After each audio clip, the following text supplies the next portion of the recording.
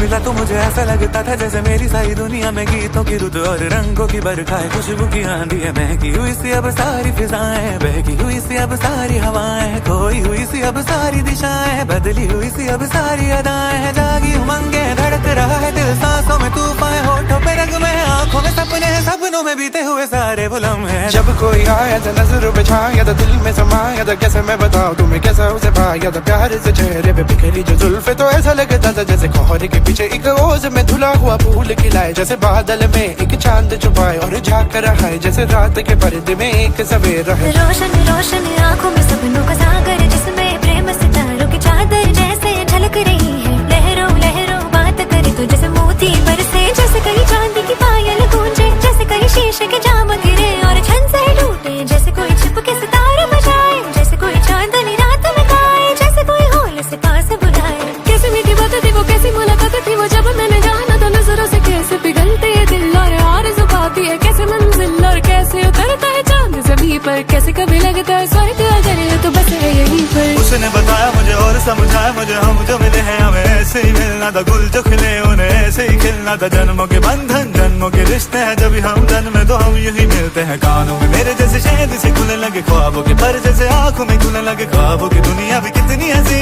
और कैसी रंगी थी, ख्वाबों की दुनिया जो कहने की थी पर कहीं भी नहीं थी। ख्वाब जो टूटे मेरे, आँख जो खुली मेरी, होश जो आया मुझे, मैंने देखा मैंने जाना वो जो कभी आया था